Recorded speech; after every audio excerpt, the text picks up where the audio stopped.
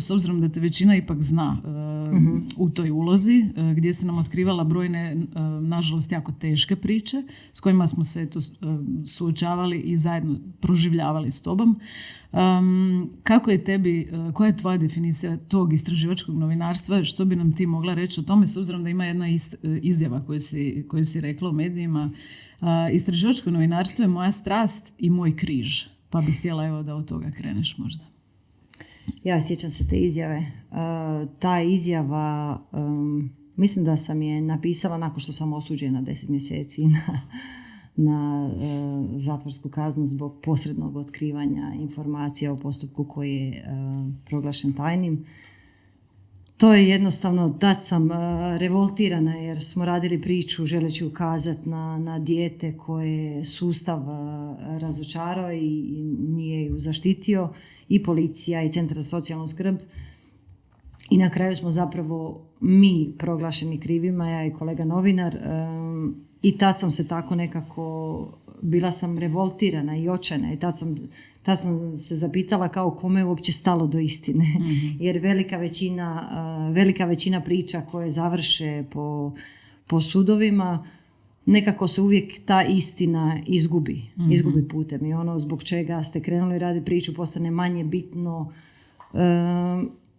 Istraživačko novinarstvo je, da, rekla si, to je jedino ono po čemu me ljudi zapravo poznaju i zato ja uz posljednje vrijeme i sama sebe pokušavam pronaći jer sam se u tome ne izgubila, nego toliko sam duboko bila u tome da je to postalo moj život, da sam to postala ja, da je to postala personifikacija koju Ivana Paradžiković jest. Mm-hmm. Znači nešto kao tvoj identitet. To je bilo moj identitet jer nije bilo, nema kraja toga. Znaš, nema radnog vremena, ne postoji trenutak kad ti možeš odahnuti, kad ja mogu otići na godišnji odmor i reći ok, mene sad ne zanima što mi upravo na Facebook dok sam ja u Grčkoj piše žrtva seksualnog zlostavljanja svećenika. Ja mu sad kažem ono kao sorry, ja nemam vremena, ja sam na godišnjem odmoru naravno da ostanem u apartmanu i ne izađem van, nego razgovaram s njim, nego jednostavno pokušavam pomoći. Ta želja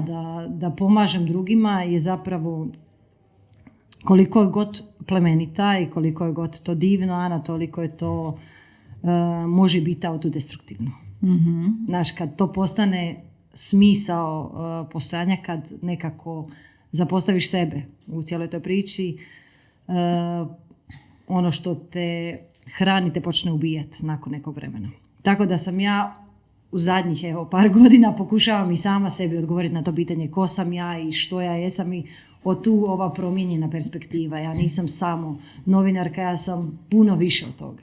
Mm-hmm. Svakako, svako od nas je, ako si dozvoli zapravo otkrivati te neke druge strane svog identiteta. Mm-hmm. Ali negdje ovako, ja bih voljela samo da malo povežemo. Znači, mi biramo neke stvari zato što osjećamo da to rezonira s nama, s našim identitetom, poput ovo želim pomagati drugima. Mm-hmm. Ja isto. Mislim, kao rekli bi no shit Sherlock, zato jesam psihologinja, ali balans je ključ. I sad kad krenemo u neku profesiju, onda znamo to prenaglasiti. To je stvar naših vrijednosti. Mi možemo živjeti u skladu s našim vrijednostima, ali ako ih prenaglasimo, to nam nekako pojede život, nekako nas preuzme previše i sebe znamo staviti na drugo mjesto, kako si ti sad lijepo rekla, radeći nešto zapravo što volimo. Jel? Ali to postaje previše. Sad, kad si ti prepoznala taj moment u svojoj karijeri? Je li to bio moment osude ili možda moment odlaska s Nove TV? To je bilo prije. To je bilo prije. Znaš kako sam osjetila fizički? Fizički, doslovno sam govorila ja ako ne prestajem, ja ću se razboljeti. To je, osjetiš tu ovako nekako u utrobi da ne valja. Da jednostavno da više ne valja. Da je izgubio onaj plemeniti smisao i svrhu. Tako da sam ja to prije nego što sam prestala raditi na provjerenom, mjesecima prije sam skužila da dolazi kraj. Ali jednostavno u životu sve ima nekako početak i kraj, sve taj nekakav ciklus i koliko god je to bilo meni velika i snažna promjena jer je bio kraj jedne ere i kraj stvarno jednog mog dijela života.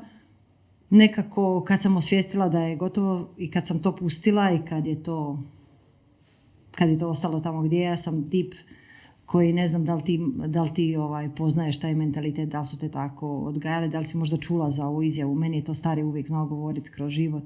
Pići ne želi, makar sutra ležali. Mm-hmm. Tako da ja sam tako odgojena i što god da se jučer dogodilo, sutra je novi dan, ujutro se probudim i neki novi život nastupa, neka nova Ivana. Tako da ne znam da li sam ti odgovorila na pitanje.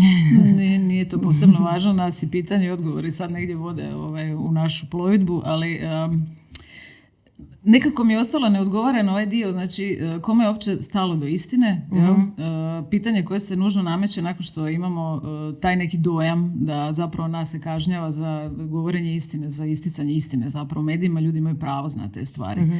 I kad rezimiraš taj svoj dio istraživačkog novinarstva i tvoje uloge zapravo u medijima i ono sve što si ti nama pružila si nam puno, ja ti to mogu reći, mislim puno istine.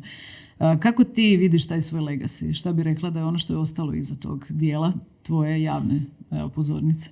Pa fenomenalno, ja na to gledam kao na fenomenalno nasljeđe. Ja sam toliko ponosna, to su opipljive sudbine. Mm-hmm. To nije 1, 2, to su desetine, stotine ljudi kojima smo promijenili živote, kojima smo pomogli, zakone kojima smo promijenili, pa to je ispunjenje svakog sna. Dakle, kad postaneš ono o čemu si maštao da ćeš postati, kad ti se ostvari da radiš profesiju za koju si oduvijek želio i sanjao da ćeš to biti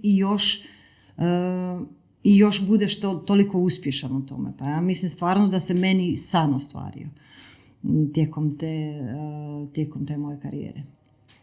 Ali da, Danak je ostavilo istraživačko novinarstvo. Istraživačko novinarstvo je izuzetno iscrpljujuće, teško, naporno. Novinari se suočavaju sa raznim pritiscima, sa prijetnjama, Dobro, mi nismo mafijaška država kao na istoku, ali ovdje će ti uzeti najbolje odvjetnike i onda će ti na legalan način. Na legalan način. Uzet će ti, dušu će ti uzeti na sudovima. Ja sam u posljednje vrijeme puno više hodala po sudovima nego što sam se bavila uređivanjem emisije. I to naravno sve da uzima Danak, da ostavlja posljedice, da jednostavno neće sve novinare, ali mi smo bili najistaknutiji, najvažniji i naravno da su onda pritisci na nas bili najveći.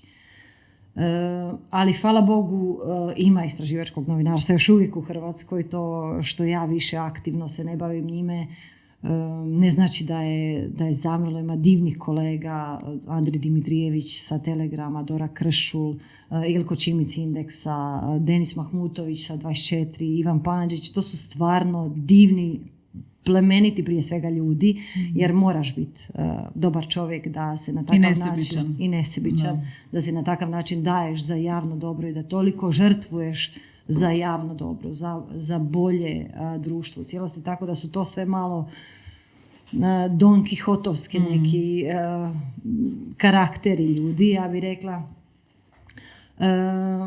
Tako da istraživačko novinarstvo nije umrlo, još uvijek počiva na pojedincima, međutim ne toliko nažalost ne toliko na medijima, jer je i istina danas postala roba. To je valjda ono što sam htjela reći kad sam rekla kome je bitno do istine, jer često novinari nemaju podršku svojih matičnih organizacija u kojima rade, zato što su medijske kuće, zapravo novinarstvo je potpuno postalo irelevantno, sporedno, sadržaj je najmanje bitan u cijeloj priči. Dakle, i mi kao čitatelji zapravo isto možemo pružiti nekakvu podršku kvalitetnom sadržaju. Pa naravno da možete. Podržite, plaćajte istraživačke novinare. Na taj način im možete dati podršku. Da. Moram priznati da ja prva kad sam se suočila s tim da se neki sadržaj plaća, mislim da je Telegram to u jutarnji, ne znam sad napamet, ali imala sam otpor i morala sam probiti tu barijeru u svojoj glavi gdje smo mi zapravo navikli smo to dobiti besplatno. I to je stvar promjene u našem mindsetu. Ali da se držimo sad te riječi promjena. Ti si, s obzirom da si bila uspješna i s obzirom da si jako puno već dobila nazad, ovo što ti kažeš, ti si i promijenila, vi svi, vaš tim, jel? Promijenili ste mnoge živote, promijenili neke zakone, to je jako onako rewarding, znači ima tu puno nagrade u tome. Ali i dalje, s druge strane, opažaš da to crpi tebe na jednom nivou, možda di je to previše. i odlučuješ raditi promjenu. Uskoro ćemo o tome i vidjet ćemo kakva je to promjena, ali mene sad zanima, naravno, iz moje perspektive, iz moje struke, ta promjena. Koliko je to teško zapravo napraviti u životu? Šta bi ti rekla? Scary shit. To je najteža valjda stvar u životu koja mi se dogodila i u cijeloj karijeri, jer nekako nakon što sam završila taj dio priče, taj svoj dio karijere i kao svi su očekivali, ja sam očekivala od sebe, mora biti veće, mora biti bolje, mora biti spektakularnije i igrom prilika dogodilo se u tom trenutku je baš pokretala se regionalna televizija i ja sam bila spremna iz jednog žrvnja uletiti u novi žrvanj, regionalno i nekako imala sam sreće. Mislim, žao mi je što smatram da su gledatelji zakinuti i građani da su zakinuti jer ta priča nije zaživjela, ali s druge strane ja mislim da je mene nekako život spasio jer bi nastavljala bi dalje goriti jer ne znam raditi stvari na pola. Ja jednostavno kad radim, onda radim tako da strastveno radim. Imaš onu izreku, radi to sa strašću ili ne radi uopće. Jel? Točno. Tako da, to je to. Da. Nije padalo na pamet odrađivati neki posao, pa umrla bi da odrađujem posao. Tako da... A znaš da takvi ljudi zapravo najčešće izgore od burnouta? Mislim, to je kao word of the day. Znam. Ili word of your life. Kao, znači znam, zato i kažem, ja sam imala sreće, a prije nego što se dogodilo to da izgorim, ja sam imala sreće da jednostavno stanem i da kažem ček sam malo, gdje ti jurcaš, šta tebe goni? Da, stisni pauzu, ali šta te goni je dobro pitanje, da se opet vratimo na onu priču o vrijednostima. Mi u nekim ranim 20-ima spontano biramo karijere, spontano idemo grlom u jagode, osjećamo da bi tamo trebali biti. I onda kao da moramo izgoriti da bi se redefinirali, da bi se opet pronašli.